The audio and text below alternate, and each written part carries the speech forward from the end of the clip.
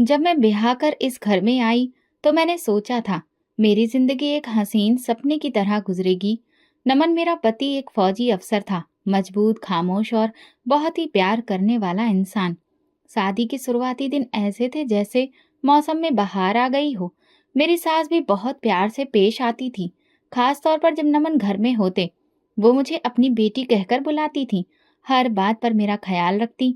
नमन की छुट्टियां खत्म हो रही थी, हम दोनों जानते थे कि उन्हें वापस अपनी ड्यूटी पर जाना है, लेकिन इस बार उनके चेहरे पर अजीब सी संजीदगी थी।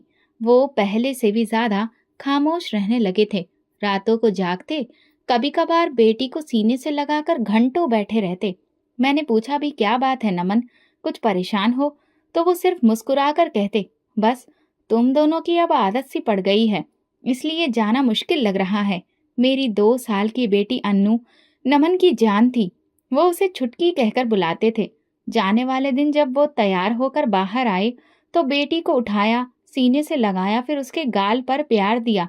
अन्नू हंस रही थी, मगर नमन की आंखों से आंसू बहने लगे। मैं कुछ पल के लिए पत्थर सी रह गई। दिल में एक धड़कन सी जागी। आप रो रहे हैं? मैंने नरमी से पूछा। उन्होंने नजरें चुराई। नहीं, बस कुछ नहीं। नमन के जाने के बाद घर जैसे सूना सूना सा हो गया था। हर चीज खामोश, हर कमरा खाली सा लगता था। सास अब भी वैसे ही नरमी से बात कर रही थी, जैसे कि कुछ बदला ही ना हो। मैं खुद को व्यस्त रखने की कोशिश करती, बेटी के साथ वक्त बिताती, नमन की दी गई यादों को सीने से लगाकर खुद को संभालती रही। नमन के जाने के 1 हफ्ते के बाद सास ने मुझे बाजार भेजा। 2 किलो आटा, 1 किलो चीनी और साबुन ले आना। हाँ, देख कर लेना कि ज्यादा महंगा ना हो। ये पहला मौका था कि मैं घर से अकेली निकली थी। जब मैं बाजार गई तो वहां हर तरफ चहल पहल थी, लोग खरीदारी में लगे हुए थे, लेकिन मुझे सब कुछ बेरंग लग रहा था। शाम को वापसी पर मैंने देखा कि सास फोन पर किसी से बात कर रही थी। उनका चेहरा बहुत सख्त और परेशान था। जैसे ही मैं किचन में सामान रखकर बाहर निकली, अचानक सुना, नमन, हाय मेरा बच्चा। मैं भागकर ड्राइंग रूम में पहुंची। वो फोन जमीन पर फेंक चुकी थी, दोनों हाथों से सिर थामे बैठी थी। क्या हुआ माँ? कौन था? फौज की तरफ से फोन आया था, वो शहीद हो गया है। मेरे पैरों तले से जमीन ही निकल गई थी। मैं अपना सिर पकड़कर नीचे बैठ गई। मेरी बेटी मेरे सीने से लगी हुई थी। मैं कुछ बोल नहीं पाई, जुबान जैसे बंद हो गई। कुछ पल के बाद मैं उठी, बेटी को गोद में उठाया, कमरे में जाकर दरवाजा बंद कर लिया। मैंने किसी से कुछ भी नहीं कहा, सिर्फ भगवान से पूछती रही, क्यों इतनी जल्दी, आखिर क्यों? अगले दिन फौज के 2 अफसर बात करने के लिए आए। सास ने घर के दरवाजे पर ही उनके साथ कुछ बातें की। मैं अंदर ही रही। वो बार बार कहती रही, हमें पता है, हमें जानकारी दे दी गई है, ये तो भगवान की मर्जी है। 3 दिन बाद मेरा भाई संजीव इंग्लैंड से आया। वो एयरपोर्ट से सीधा हमारे घर पहुंचा। मुझे देखते ही सीने से लगा लिया। मैं चुप थी, बस आंखों से आंसू बहते रहे। उसने मुझे कुछ देर के लिए कमरे में अकेले बिठाया और सास से अलग बात करने लगा। उनके चेहरे पर अजीब से भाव थे, जैसे हर सवाल का कुछ अजीब जवाब दे रही हूँ। रात को संजीव मेरे कमरे में आया। महिमा, मैं तुम्हें और अन्नू को साथ में ले जाना चाहता हूँ। अब भला तुम्हें यहाँ पर क्या करना है? ये जगह तुम्हारे लिए ठीक नहीं है। मैं सब संभाल लूंगा। मैंने धीरे से कहा, ये नमन का घर है, यहाँ उसकी चीजें, उसकी खुशबू है। मैं कैसे छोड़ दूं? तुम अपनी बच्ची के बारे में तो सोचो, वो अब तुम्हारी पूरी दुनिया है। इसलिए तो नहीं जा रही हूँ। मैं नहीं चाहती कि नमन की बेटी उसके बिना किसी और देश में पलकर बड़ी हो। संजीव ने कुछ देर खामोशी से मेरी बात सुनी, फिर सिर हिलाया। अगर कभी जरूरत पड़े तो मैं हमेशा तुम्हारे साथ हूँ। 2 दिन बाद वो वापस चला गया। जाने से पहले कुछ पैसे भी मुझे दिए। जब तक सरकार से कोई मुआवजा या फिर पेंशन शुरू नहीं होती तो इससे तुम काम चला लेना। मैंने वो पैसे लेकर अलमारी में रख दिए। जिंदगी का एक नया पन्ना शुरू हो चुका था। अब मैं नमन की विधवा थी। लोग मेरे पास दुख जताने आते, लेकिन सबके चेहरे पर एक सा ही दुख था। हर कोई बस रस्म अदा कर रहा था। सास ने बहुत जल्द ही मुझे ये कहना शुरू कर दिया, तुम लोगों से मिलना जुलना अब कम करो। ये वक्त तुम्हारा लोगों से दूर रहने का है। तुम्हारा पति मरा है। मैं मान गई। हालांकि कुछ औरतें सिर्फ दिखावे के लिए आई थीं। एक दिन पड़ोसन संगीता आई। उसने अन्नू के लिए कपड़े खरीदे थे। जैसे ही वो मुझसे मिलकर चली गई, मेरी सास बरस पड़ी। तुम्हें शर्म नहीं आती? लोग क्या कहेंगे? पति मर गया और तुम हंस हंस कर बातें कर रही हो। मैंने खामोशी से कहा, मैंने कुछ भी गलत नहीं किया। संगीता आपके साथ भी तो बैठी थी। तुम अभी नई विधवा हो, तुम्हारे लिए कुछ नियम होते हैं। उसी दिन से मुझे इस बात का अंदाजा हुआ कि अब हर बात में मुझे नीचा दिखाने की कोशिश होगी। सास ने एक दिन मेरा मोबाइल भी ऑन करके ले लिया। ये फोन मुझे दे दो। जब तक तुम विधवा हो, तुम्हें इसकी अब कोई जरूरत नहीं है। लेकिन भाई से बात कैसे होगी? अगर जरूरत पड़ी तो मैं खुद तुम्हारी बात करवा दूंगी। मैं चुप हो गई। दिल में कुछ टूट गया, लेकिन जुबान पर कुछ भी नहीं लाया। बेटी बीमार हो गई, उसे बुखार हो गया। मैंने दवा लाने की बात की तो मेरी सास ने जवाब दिया, बस थोड़ा सा बुखार है, अपने आप ठीक हो जाएगा। फिजूल खर्च करने की कोई जरूरत नहीं है। उस रात मैंने खुद ही पानी में कपड़ा भिगोकर उसके माथे पर रखा। बच्ची की आंखें बंद थीं, वो बस सिसक रही थी। मेरा दिल भर आया। नमन, तुम होते तो क्या इस तरह से होता? मैंने नमन के कपड़े जो अभी तक उसकी अलमारी में ही थे, उनको निकाल कर साफ किया।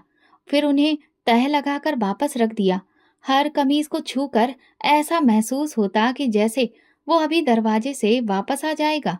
कुछ दिनों के बाद मेरी सास ने मुझे रसोई का सारा काम सौंप दिया। उन्होंने कहा, मैं थक चुकी हूँ, अब ये सब तुम संभालो। मैंने सिर हिला दिया, कोई सवाल नहीं किया। मुझे पता था कि ये बस शुरुआत है, लेकिन मेरी नीयत साफ थी और मेरा दिल दृढ़ था कि मैं नमन की अमानत, उसकी बेटी को लेकर उसकी दहलीज पर खड़ी हूँ। मैं नहीं जानती थी कि आने वाले दिन मुझसे और कितने इम्तिहान लेने वाले हैं, लेकिन मैं तैयार थी, खामोश मगर भीतर से मजबूत। खाने पीने के हालात भी अब अजीब होने लगे थे। सास खुद के लिए होटल से खाना मंगवाती और मेरे लिए वही बची हुई थोड़ी सी सब्जी और रोटी, और कई बार तो कुछ भी नहीं होता। मैंने अपनी बेटी के लिए बचे हुए पैसों से एक बिस्कुट का डिब्बा खरीद लिया। सास ने देख लिया और गुस्से से बोली, ये क्या अय्याशी हो रही है? ये फिजूल खर्ची करने की इजाजत तुम्हें किसने दी थी? अन्नू के लिए खरीदा है माँ जी, मैं खुद कुछ भी नहीं खा रही थी। मैंने कहा, अभी से इसे ऐसी आदतें लगाओगी तो फिर ये कल क्या करेगी? भूखी रहेगी तभी तो सहना सीखेगी। एक दिन मैंने कहा, माँ जी, आप चाहें तो घर के खर्चों का हिसाब मैं लिख कर रख सकती हूँ। अच्छा, तो अब तुम मुझे हिसाब सिखाओगी? अभी 2 दिन ही हुए हैं आए हुए और आंखें दिखाने लगी हो। मैंने फिर से खुद को चुप करवा लिया। खामोशी ही मेरी ढाल थी। मेरी बेटी अब मेरी गोद में सिमट कर सोती थी, तो लगता था कि यही दुनिया की सबसे अनमोल चीज है जो मुझे संपूर्ण बनाती है। एक दिन सास ने मुझसे कहा, जैसे ही गम के दिन खत्म होंगे, या तो तुम खुद पर जाओगी या फिर मैं ही तुम्हें पालूं, तुम दोनों को। मैं घर के काम करती हूँ, बाकी भी आप जो कहेंगी कर लूंगी। मैंने कहा, करोगी क्यों नहीं करोगी? मुफ्त की रोटियां तोड़ने के दिन गए, अब तुम्हारे। एक दिन मैंने देखा कि उनकी पहली शादी से बेटी आई हुई थी। दरअसल सास ने 2 शादियां की थी। वो मुझसे नजरें चुरा रही थी, लेकिन सास उससे बहुत खुश होकर बातें कर रही थी। अब तुम ही हो मेरी अपनी, बाकी सब तो पराए हैं। ये सुनकर मेरे हाथ कांपने लगे। मैं अंदर गई और अन्नू को गोद में लेकर बैठ गई। आंसू निकल आए, लेकिन खुद को संभाल लिया। यही तो मेरी ताकत है, यही मेरी पहचान है। सास का व्यवहार बदल चुका था, लेकिन अब मैं खुद को बदलने पर तुली थी। बस अपने लिए नहीं, अपनी बेटी के लिए। दिन बदल रहे थे और मेरा सब्र धीरे धीरे जवाब देने लगा था। ये तुम्हारे करने के काम हैं, मैं कब तक तुम्हें खिलाती रहूं? एक दिन खाना बनाते बनाते सास ने गुस्से में कहा, मैं तो पहले भी खाना बनाती थी, आज भी मुझे कोई दिक्कत नहीं है। मैंने उनसे कहा। मैं किचन में गई, पुराने आटे से रोटियां बनाई, बची हुई सब्जी गर्म की और बेटी के लिए प्लेट लगाई। जब अन्नू ने रोटी को हाथ लगाया तो देखा उस पर सफेद फफूंदी लगी थी। सब्जी से भी अजीब सी बदबू आ रही थी। मैंने अपनी सास से कहा, ये खाना सही नहीं लग रहा है, बेटी के लिए कुछ और बना दूं? अपनी औकात में रहो, तुम्हें जो मिल रहा है वही खाओ और इसे भी वही खिलाओ। मैं तुम दोनों के नखरे नहीं उठा सकती। बेटी ने रोटी को सब्जी में डुबोकर खाना शुरू कर दिया। मैंने कई बार मना किया, नहीं बेटा, इसे मत खाओ, मगर वो भूख से तड़प रही थी। अगले दिन उसकी तबीयत खराब होने लगी। दोपहर में अचानक उसकी आंखें बंद हो गईं और वो एकदम से बिस्तर पर गिर गई। मैं भागकर सास के पास गई। बेटी की तबीयत बहुत खराब है, अस्पताल ले चलिए। अस्पताल? पैसे क्या पेड़ों पर उगते हैं? थोड़ी देर आराम करेगी तो ठीक हो जाएगी। मैंने उन्हें दुहाई दी। माँ जी, एक बार चलकर देख लीजिए, अगर उसे कुछ हो गया तो।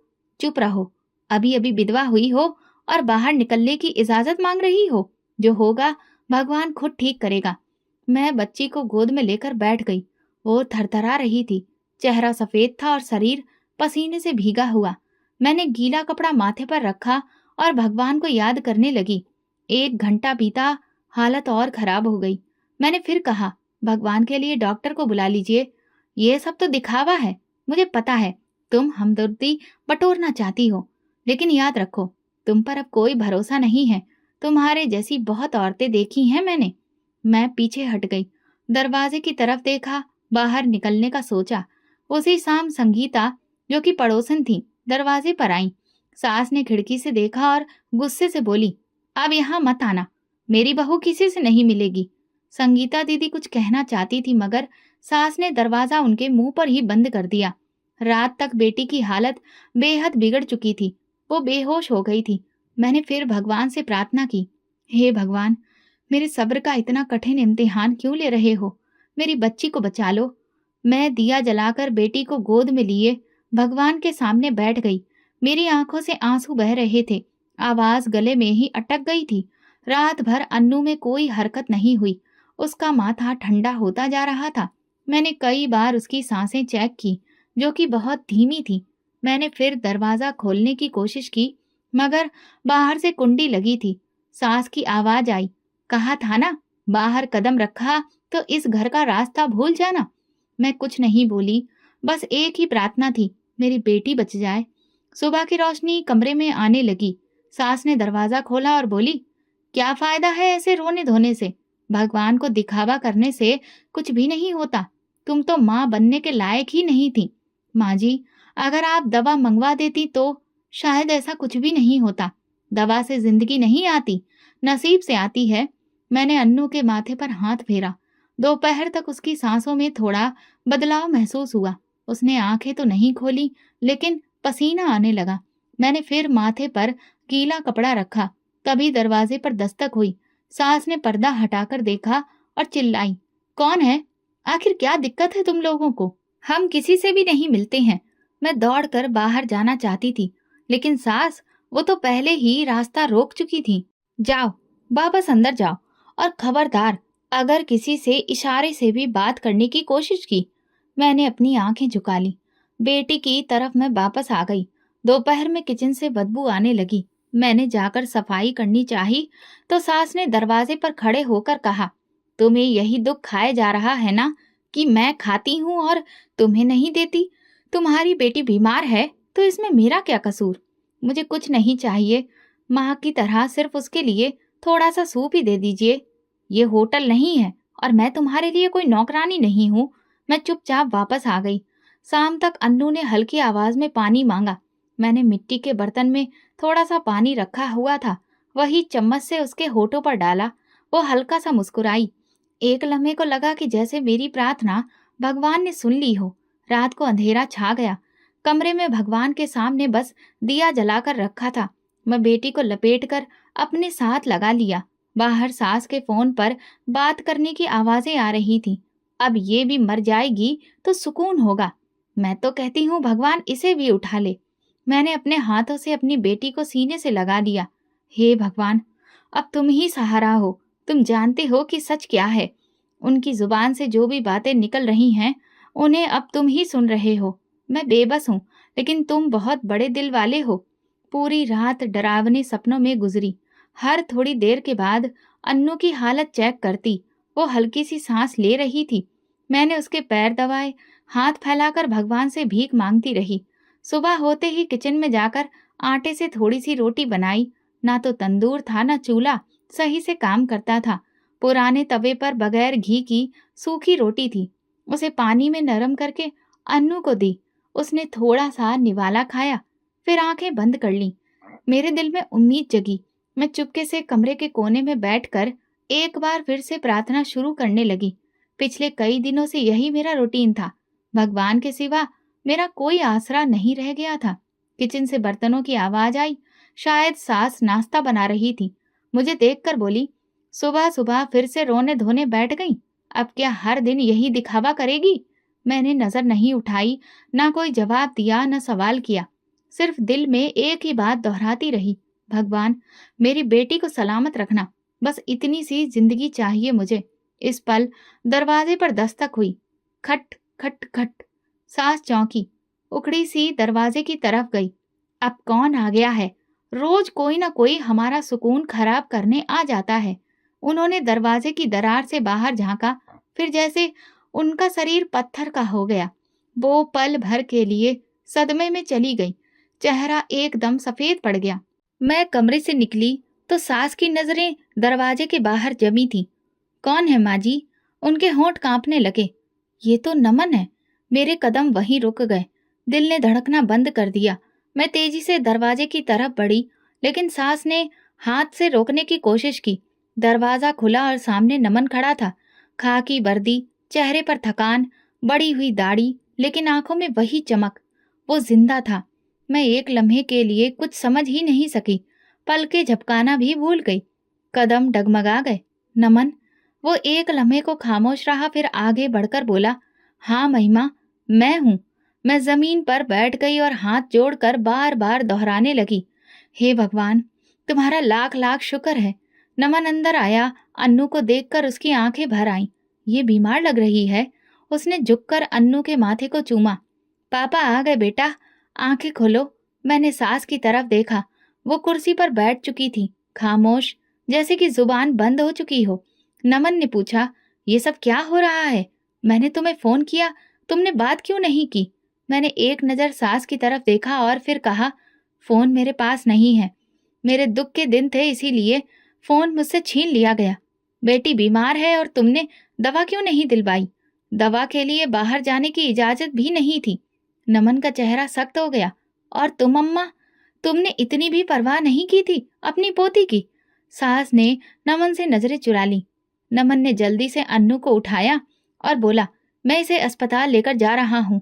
मैं भी खामोशी से नमन के साथ गई।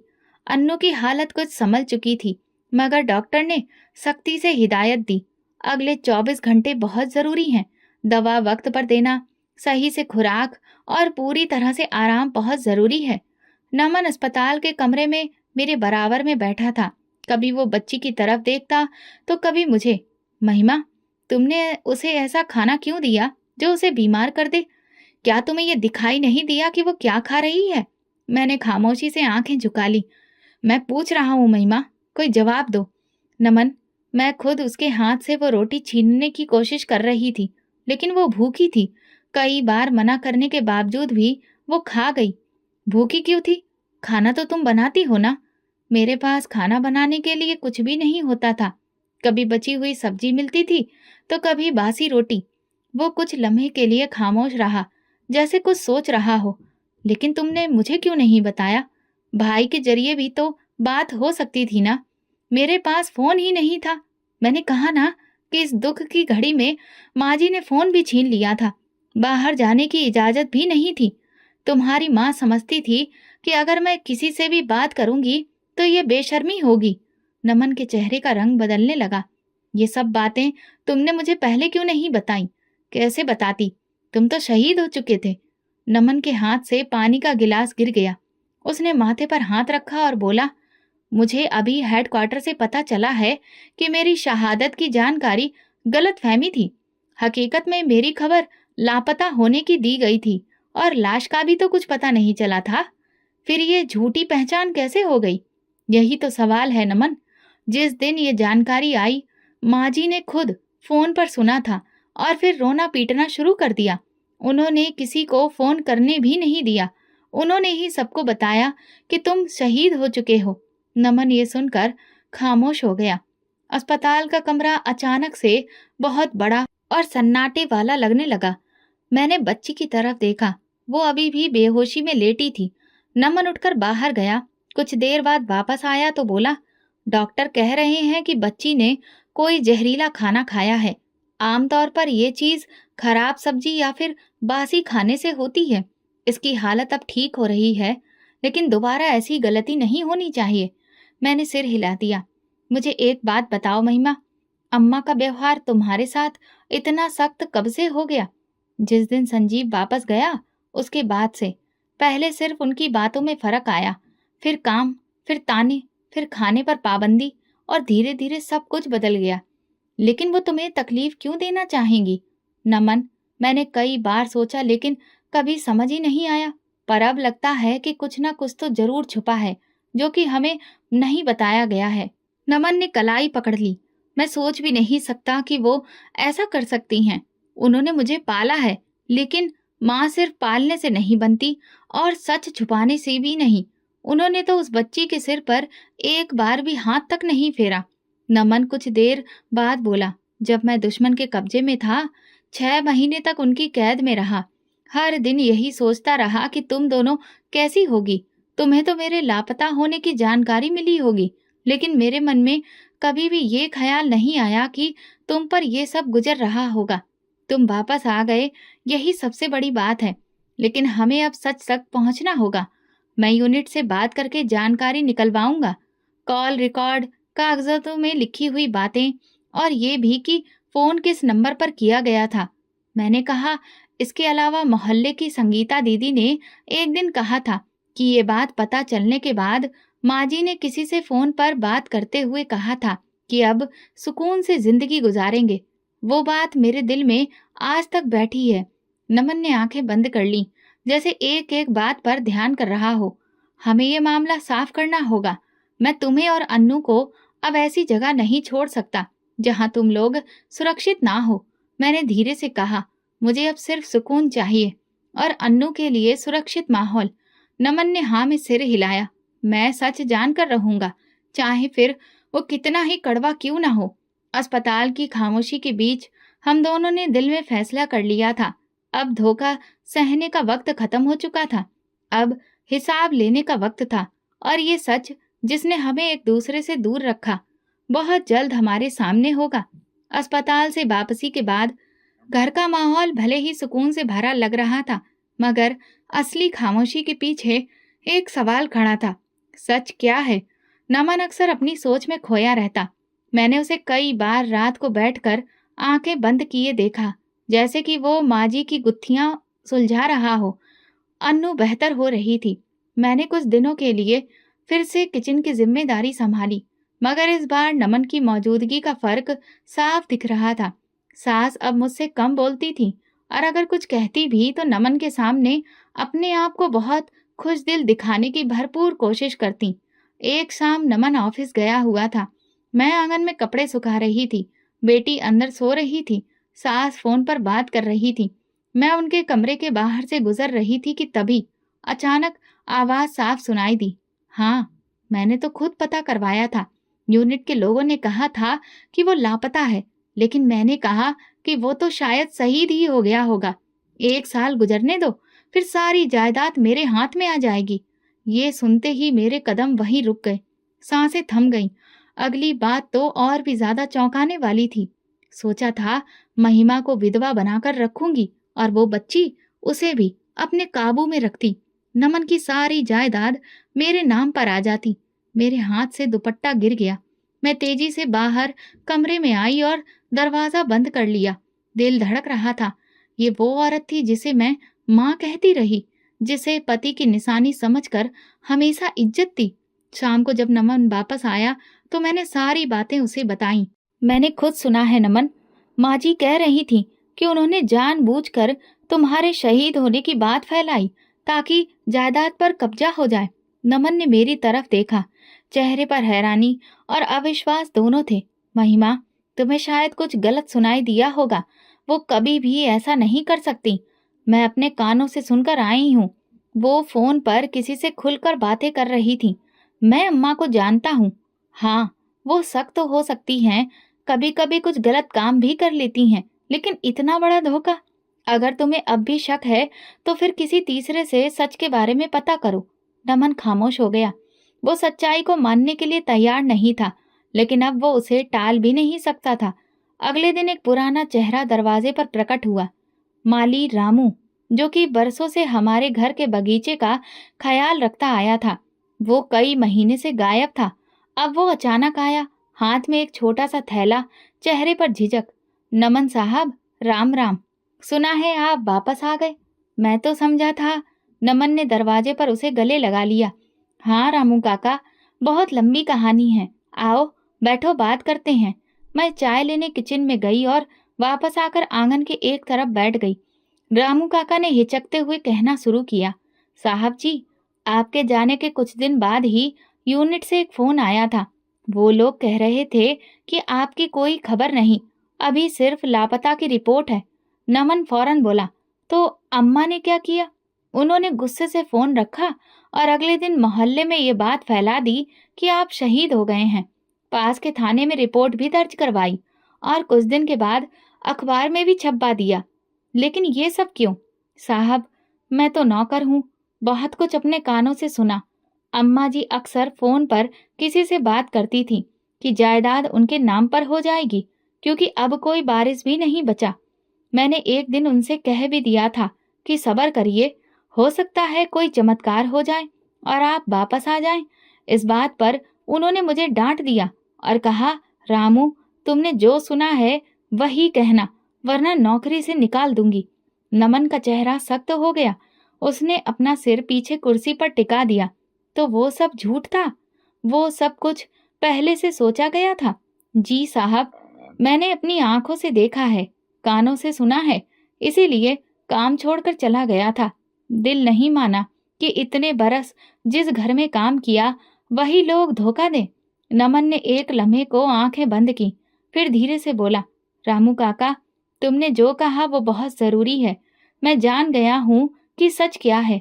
रामू काका उठ खड़े हुए। मैं आपका नौकर हूँ, लेकिन अगर आप चाहें तो गवाही देने को भी तैयार हूँ। नहीं काका, तुमने आज अपने नमक का हक अदा कर दिया है। अब बस मेरे लिए प्रार्थना करना। उस रात नमन ने मुझसे कहा, मैं तुमसे माफी मांगता हूँ महिमा। तुमने जो कुछ भी कहा उसका कोई हिसाब नहीं, और मैंने अपनी अम्मा की सच्चाई पहचानने में बहुत देर कर दी। मैंने उसके हाथों को थामा। अब हम दोनों सच के साथ हैं, बाकी भगवान खुद ही इंसाफ करेगा। उस दिन के बाद ये तय हो गया था, झूठ ज्यादा देर तक नहीं छुपता। अब तक माँ जो ममता का रिश्ता दिखा रही थी, वो धोखे के पर्दे से निकलकर सामने आ चुका था, और सच्चाई की रोशनी में हमने अपना अगला रास्ता देखना था। दोपहर का वक्त था। नमन आंगन में कुर्सी पर बैठे ऊपर की ओर देख रहे थे। उनके चेहरे पर वो सुकून नहीं था जो वापसी के समय नजर आता था। वो कई घंटे से चुप थे। मैंने उनके सामने चाय रखकर वापस पलट गई, लेकिन कुछ देर के बाद उन्होंने आवाज दी, महिमा, अम्मा घर पर हैं? हाँ, कमरे में हैं। सुबह से बाहर नहीं आई। मैं बात करना चाहता हूँ, अब और ज्यादा बर्दाश्त नहीं हो रहा। नमन उठा और धीरे धीरे उनके कमरे की तरफ गया। दरवाजा खुला हुआ था। मेरी सास पलंग पर ही बैठी थी और सामने अलमारी के दराज में कुछ तलाश कर रही थी। नमन ने बिना कुछ कहे सीधा बोला, मैं सब कुछ जान गया हूँ। सास ने एकदम से गर्दन मोड़ी। क्या जान लिया है तुमने? यही कि जो तुमने किया वो किसी माँ का काम नहीं था। तुम्हारे शब्दों का क्या मतलब है? अनजान मत बनो अम्मा, रामू काका ने सब बता दिया है। महिमा ने खुद तुम्हारी बातें सुन ली थी। तुमने मेरे लापता होने की जानकारी को शहादत में बदल दिया, सिर्फ इसलिए कि जायदाद पर कब्जा कर सको। मेरी सास कुछ देर तक चुप रही, फिर धीरे से बोली, हाँ, मैंने किया था ऐसा। नमन का रंग उड़ गया। यानी कि तुम मानती हो? क्यों ना मानूं, सब कुछ मेरे सामने था। तुम लापता थे और मुझे पता था कि अब वापस नहीं आओगे। मैं भला इसमें क्या गलत किया है? तुमने मेरी पत्नी और बच्ची को भूखा रखा, उन्हें कितना परेशान किया, सिर्फ इसलिए कि तुम्हारे नाम पर जमीन और मकान हो जाए। इस घर की असली वारिस मेरी बेटी है, तुम नहीं। नमन चौंक पड़ा। क्या मतलब? सास ने नजरें उस पर गड़ा दी। तुम मेरी कोख से नहीं पैदा हुए, तुम्हारे पिता की पहली पत्नी के बेटे हो तुम। ये सुनते ही कमरे में सन्नाटा छा गया। नमन ने दीवार का सहारा लिया। ये कब की बात है? तुम 3 साल के थे जब तुम्हारी माँ का देहांत हुआ। तुम्हारे पिता ने मुझसे शादी की और मैंने तुम्हें पाला और संभाला, लेकिन तुम कभी भी मेरे नहीं हो सके। तुम हमेशा मेरे रास्ते की रुकावट बनते रहे। नमन एक पल को सदमे में खड़ा रहा, फिर सिर झुकाकर बोला, तो तुमने सौतेली माँ बनकर वो सब किया जो मैं अब तक किस्से कहानियों में पढ़ता रहा था। मैंने अपनी बेटी के लिए सब कुछ किया है। वो मेरी सगी है, वही मेरी असली वारिस है। अच्छा, जो बेटी तुम्हें शादी के बाद मुंह तक नहीं लगाती है, अरे वो तो बस कुछ वक्त के लिए मुझसे नाराज है। आखिर को वो मेरी सगी बेटी है, आएगी तो मेरे ही पास ना। नमन ने दरवाजे की तरफ कदम बढ़ाया, फिर पलटा। तुम्हें अपनी बेटी की फिक्र थी, लेकिन तुमने ये नहीं सोचा कि जिस बेटे ने तुम्हें माँ कहकर पुकारा, तुम्हें हमेशा अपनी माँ समझा, उसे तुमने किस मुकाम पर लाकर खड़ा कर दिया। मैंने जो किया अपने होशो हवास में किया, तुम नहीं समझोगे। हाँ अम्मा, शायद माँ का मतलब मैं वाकई नहीं समझा, क्योंकि अगर यही माँ होती है तो फिर दुश्मन की कैद में वो 6 महीने मेरे लिए बहुत आसान थे। नमन कमरे से निकल आया। मैं दरवाजे के पास खड़ी सब कुछ सुन चुकी थी। उनकी हालत देखकर दिल फट रहा था। रात को नमन ने मुझसे कहा, महिमा, तुम ठीक कहती थी, सच वाकई कड़वा होता है। मेरी अम्मा मेरी कभी माँ थी ही नहीं, लेकिन तुमने जो सच जाना वो तुम्हारी हिम्मत को दिखाता है। कम लोग ही होते हैं जो सच्चाई को बर्दाश्त कर पाते हैं। मैंने उन्हें अपनी माँ समझा और उन्होंने मुझे एक रुकावट। शायद इसीलिए उन्होंने कभी मेरी बातों में दिलचस्पी ही नहीं ली, मेरे फैसलों पर हमेशा सवाल उठाए, और मेरी मौजूदगी से उन्हें सिर्फ ये खतरा था कि कहीं तुम सब कुछ मुझे ना दे दो। नमन खामोश हो गया। कुछ लम्हों के बाद बोला, मैं फैसला कर चुका हूँ। अब जायदाद का फैसला मैं करूंगा। अन्नू मेरी जायदाद की वारिस होगी और तुम उसकी नॉमिनी। नमन, बदले की नीयत से फैसला मत करो, बस जो सही है उसका साथ दो। महिमा, मैं किसी से बदला नहीं ले रहा, मैं सिर्फ इंसाफ कर रहा हूँ। सुबह माँ जी अपने कमरे से बाहर नहीं आईं। नौकरानी ने बताया कि वो चुपचाप सामान पैक कर रही थी। उनकी बेटी ने उन्हें बुला लिया था। मैंने नमन से पूछा, क्या मैं रोकूं उन्हें? नमन ने इनकार में सिर हिलाया। नहीं, जाने दो उन्हें।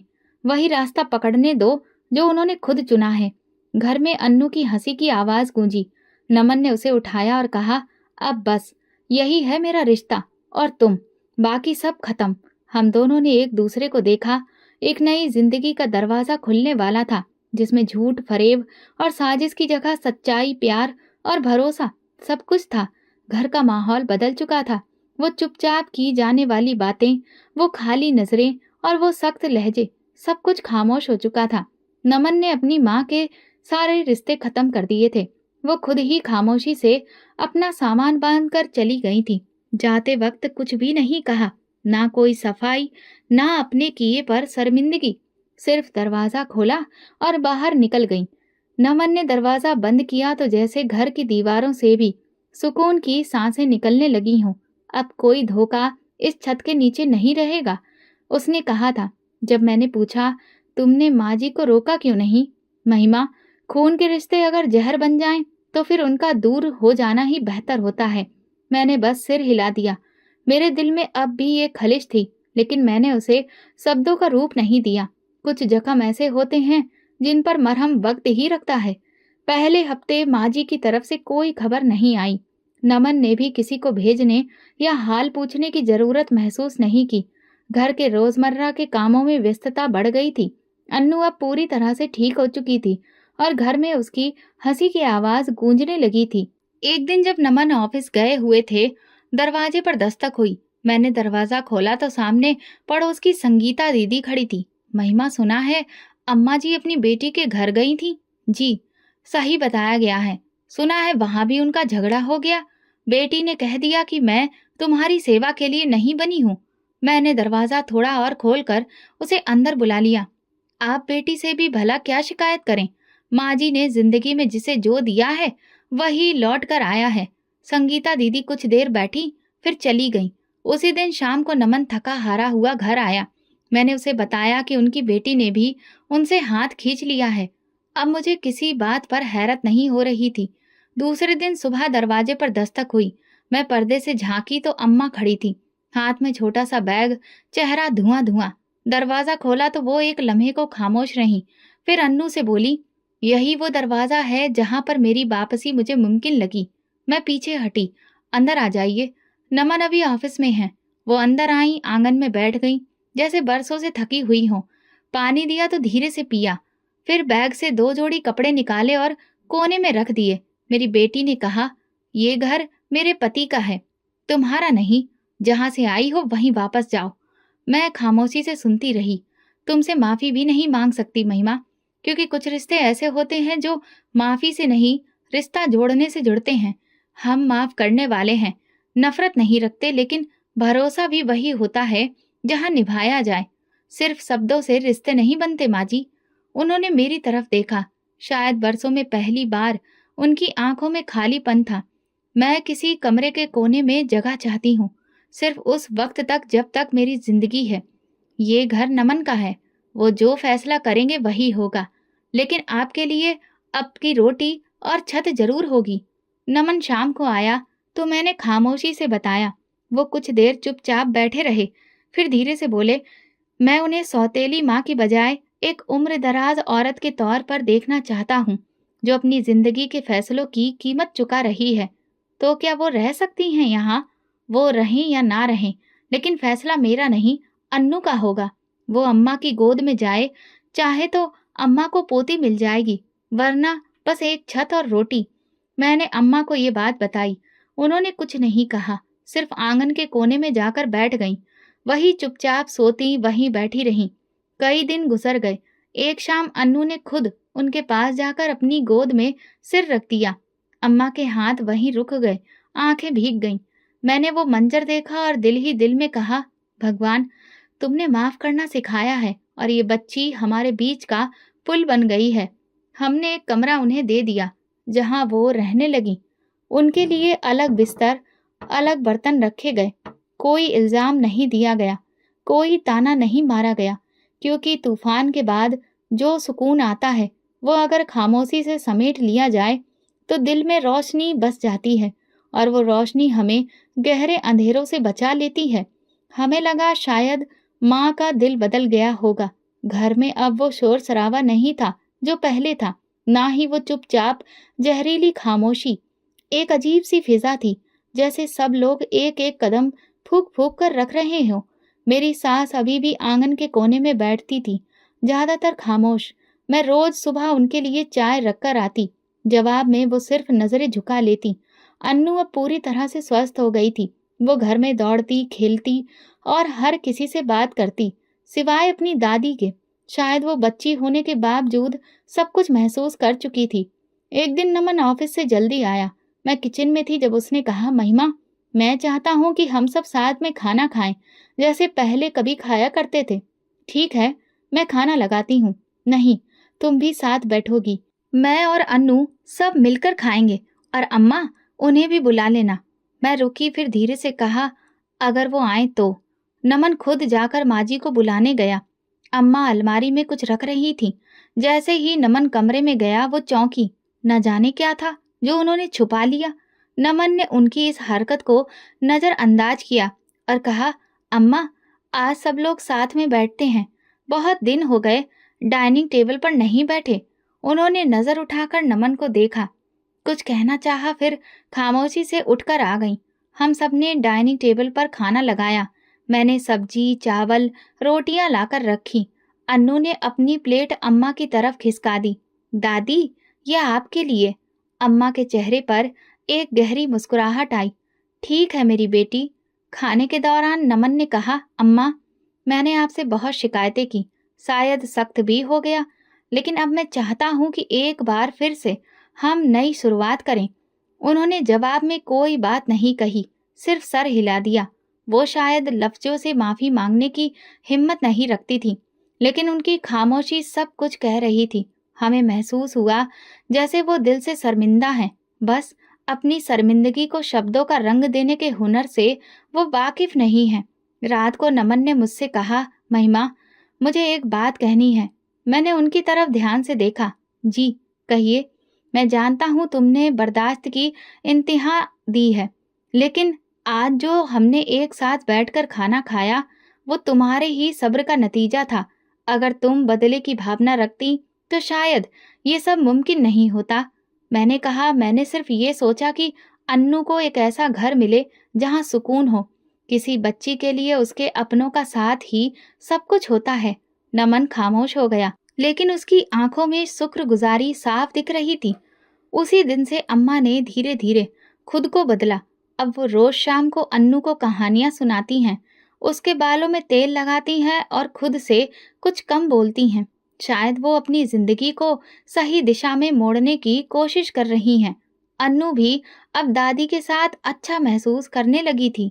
एक दिन उसने कहा, माँ, दादी बहुत अच्छी है, अब मुझे डांटती भी नहीं। मैंने मुस्कुराकर कहा, क्योंकि अब वो तुमसे सच में प्यार करती हैं। जिंदगी ने जैसे नया मोड़ ले लिया था। नमन की वापसी, सच का इंसाफ और बिखरे परिवार का दोबारा जुड़ना, ये सब एक चमत्कार लगता था। एक शाम अम्मा ने घर के सभी लोगों को इकट्ठा किया। मैंने इस घर में बहुत गलत फैसले किए हैं, रिश्तों को अग्नि परीक्षा में डाला है, लेकिन महिमा और नमन, तुम दोनों ने मुझे माफ करके मेरे दिल को बहुत हल्का कर दिया है। मेरी उम्र के ऐसे हिस्से में मैं सिर्फ प्रार्थना ही कर सकती हूँ कि भगवान तुम्हें हमेशा सही सलामत रखे। माँ की बातें दिल को छू लेती थी, लेकिन न जाने क्यों नमन के चेहरे पर एक अजीब सी बेचैनी होती, जैसे वो अभी भी किसी बेयकीनी में है। एक दिन अम्मा ने पहली बार अपने मन से किचन में कदम रखा। ये वो वक्त था जब कुछ और राज से पर्दा उठने वाला था। मैं किचन में काम कर रही थी। जब मुड़कर देखा तो दरवाजे पर अम्मा खड़ी थी। वो मेरी तरफ देखकर मुस्कुराई और बोली, महिमा, मैं चाहती हूँ आज चाय मैं बनाऊं। उनके लहजे में अजीब सा सुकून था, इसलिए मैं इनकार नहीं कर पाई। जी जरूर। चाय बनाते वक्त वो बोली, तुम सिर्फ मेरी बहू ही नहीं, लेकिन तुमने बेटी बनकर भी मेरा हक अदा किया है। जिस घर को मैंने तोड़ने की कोशिश की, तुमने जोड़ दिया। मैंने कुछ नहीं किया माँ जी, ये सब वक्त ने सिखाया है। मैं किचन से निकल गई। नमन घर पर ही थे। मैं दूसरे कमरे में जाकर अपने कामों में व्यस्त हो गई। थोड़ी देर बाद अचानक मुझे नमन की आवाज सुनाई दी, अम्मा, मुझे आपसे ये उम्मीद नहीं थी। मैं फौरन किचन की तरफ भागी। फर्श पर कुछ दवाइयां बिखरी पड़ी थीं और अम्मा डर के मारे कांप रही थीं। नमन गुस्से और अफसोस के मिले जुले जज्बातों में खड़े होकर कह रहे थे, आपने अब तक अपना दिल साफ नहीं किया था। मैं कैसे नहीं समझ सका कि आप बदली नहीं हैं। आप आज भी मुझे उतनी ही नफरत करती हैं। इसीलिए आपने हम सबको खत्म करने की कोशिश की। ये सब सुनकर मेरे पैरों तले से जमीन खिसक गई। अम्मा हाथ जोड़ रही थी, माफी मांग रही थी, लेकिन नमन ने साफ शब्दों में कह दिया, अब मैं आप पर भरोसा नहीं कर सकता। आपको इस घर से जाना होगा। इससे पहले कि अम्मा अपनी सफाई में कुछ कह पाती, वो उनके कमरे में गए और उनके कपड़े बैग में डालने लगे। मैंने एक नज़र अम्मा पर डाली और किचन से निकल आई। नमन उन्हें ओल्ड एज होम छोड़कर आए, इस उम्मीद में कि जिन्हें हालात सबक ना सिखा सके, शायद उन्हें वक्त और रिश्तों की दूरी ही सबक सिखा दे। जाते वक्त अम्मा की आंखों में आंसू थे, शायद सच्चाई के या शायद एक और धोखे के। अब तो मैं भी समझ में नहीं पा रही थी। उनके जाने के बाद कुछ दिन घर का माहौल काफी उदास रहा। अन्नू भी उन्हें बहुत याद करती रही, लेकिन धीरे धीरे सब कुछ सामान्य हो गया। उस रात नमन ने मेरी तरफ देखा और कहा, काश तुम्हें मैं शब्दों में बता सकता कि तुमने मेरी जिंदगी कैसे बदल दी। मैंने कहा, अगर हमने सच्चाई के रास्ते पर चलना नहीं सीखा होता तो आज हम एक साथ नहीं होते। वो हंसे, यही तो तुम्हारी खूबी है महिमा, तुमने हर हाल में खुद को संभाल लिया। नहीं नमन, मैंने अपने लिए नहीं, अपनी बेटी के लिए जीना सीखा, और तुम्हारे लिए, जिस पर मुझे भरोसा था कि वो एक ना एक दिन लौटेगा। मेरी कहानी शायद उन औरतों के जैसी हो जो खामोशी से सब कुछ सहती हैं, लेकिन फर्क सिर्फ इतना था कि मैंने हार नहीं मानी। मैंने यही सीखा कि सब्र, प्रार्थना और सच्चाई कभी हारती नहीं। वक्त कितना ही जालिम हो, अगर इंसान सच्चाई पर डटा रहे तो उसे मंजिल जरूर मिलती है। बेटी के लिए जीना हर माँ का फर्ज है, लेकिन मैंने सिर्फ माँ बनकर नहीं, औरत बनकर भी अपनी बेटी को बचाया। उसकी इज्जत, उसका अधिकार, उसका बचपन सब कुछ बचाया। मैंने नमन की मोहब्बत पर भरोसा रखा। हालांकि दुनिया ने कह दिया था कि वो मर चुका है, लेकिन मेरा दिल कहता था कि वो लौटेगा। और फिर वो लौट भी आया, बिल्कुल उस लम्हे जब मेरी उम्मीद आखिरी सांस ले रही थी। मैंने जिस सास को अपनी माँ समझा, उसने मुझे बहुत जख्म दिए, मगर मैंने नफरत के बदले दुआ की। मगर शायद वो फिर भी दिल से साफ नहीं हो सकी। मैंने देखा कि सच्चाई तकलीफ देती है, लेकिन वही मुक्ति का रास्ता है। एक विधवा, एक माँ, एक बहू बनकर मैंने जिंदगी के हर पल को जिया। और आज जब मैं अपनी बेटी की मुस्कुराहट देखती हूँ, तो मेरा दिल कहता है कि ये सब कुछ उसी सब्र का नतीजा है। ये घर अब पूरी तरह से मोहब्बत, माफी और सुकून से भरा है। और मैं वही महिमा हूँ, लेकिन अब कमजोर नहीं, बल्कि मजबूत और संपूर्ण हूँ। तो दोस्तों, अगर आपको हमारी कहानी पसंद आई हो तो कमेंट करके ज़रूर बताएं। वीडियो को लाइक करें और ज़्यादा से ज़्यादा शेयर करें। अगर आप चैनल पर नए हैं तो सब्सक्राइब जरूर करें और नोटिफिकेशन बेल दबाएं, ताकि अगली अपडेट सबसे पहले आपको मिले। धन्यवाद।